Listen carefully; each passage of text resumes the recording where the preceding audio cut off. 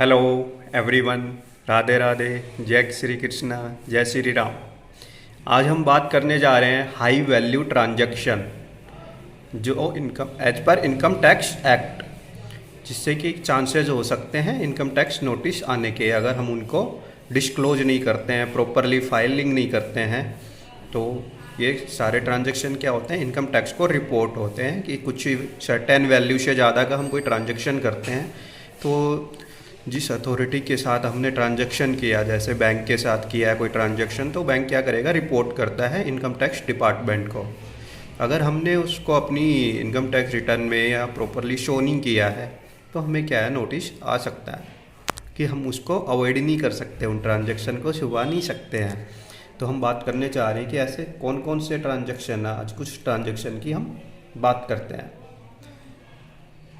तो सबसे पहले हम वैल्यू की बात करते हैं। तो टोटल अमाउंट आएगा, जो ट्रांजैक्शन है उनकी वैल्यू क्या है, जो आगे डिस्कस करेंगे। तो उनकी वैल्यू का मतलब होगा जो पूरे ईयर का, one financial year April to March से जिसके अंदर डिपॉजिट, विड्रॉवल या कुछ भी एक्टिविटी हुई है उसका टोटल लेंगे, ना कि सेपरेट अमाउंट कि हमने तो एक ट्रांजैक्शन किया जैसे 2 लाख का प्लस 2 लाख का, फिर ऐसे, तो उनका टोटल लेंगे।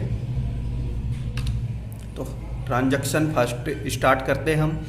अगर हमारा सेविंग बैंक अकाउंट है, हम उसमें 10 लाख रुपीज़ और मोर क्या करते हैं, डिपॉजिट करते हैं एक फाइनेंशियल ईयर में कैश के रूप में। ऐसा नहीं है कि एक बार ही 10 लाख रुपए डालने हैं, बताया ना कि वन टाइम करते हैं या क्या करते हैं, टुकड़ों में करते हैं, बार बार करते हैं डिपॉजिट। तो टोटल अमाउंट स्पेंड कितना है, 10 लाख रुपए डिपॉजिट किया है हमने कैश में सेविंग बैंक में। तो क्या हो गया, ये हाई वैल्यू ट्रांजैक्शन। इसकी क्या रिपोर्टिंग करेगा बैंक, इनकम टैक्स डिपार्टमेंट को रिपोर्ट करेगा। अब बात करते हैं current bank account. Current bank account में हमने 50 लाख रुपए से ज़्यादा क्या किया है, या तो डिपॉजिट किया है या विड्रॉ किया है कैश। तो क्या होगा, ये रिपोर्टिंग करेगा इनकम टैक्स डिपार्टमेंट को बैंक। क्रेडिट कार्ड की पेमेंट की है हमने 1 लाख रुपए से ज़्यादा कैश में, या 10 लाख रुपए से ज़्यादा किया हमने चेक में, NEFT या कोई भी नेट बैंकिंग के थ्रू, ठीक है जी।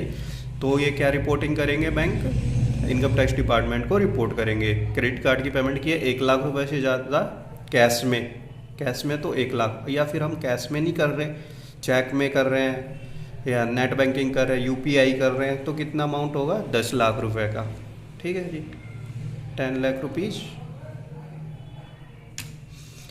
हम बात करते हैं, हम कोई इमूवेबल प्रॉपर्टी खरीद रहे हैं, कोई घर खरीद रहे हैं जैसे, तो वो कितने रुपए का ज़्यादा है, 30 लाख रुपए से ज़्यादा है उसकी वैल्यू। तो 30 लाख रुपए से ज़्यादा है तो कंसर्न अथॉरिटी क्या करेगी, इनकम टैक्स डिपार्टमेंट को उसके बारे में इन्फॉर्म करती है जी।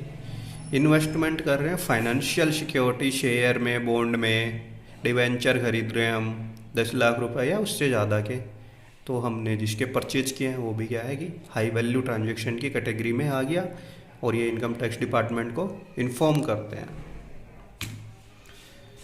जैसे और एयर ट्रेवल हो गया, payment for education fees, donation, purchase of jewellery, marble and electricity consumption above rupees 1 lakh. अगर इलेक्ट्रिसिटी का कंजप्शन कर रहे हैं 1 लाख रुपीज़ से ज़्यादा, तो वो भी हमें क्या करना करता है, ITR में शो करना होगा।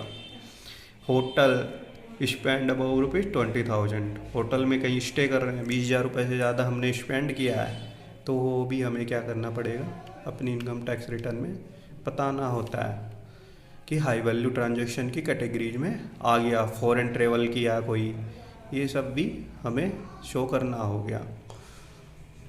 Thanks for watching, like and subscribe for more updates. Thank you.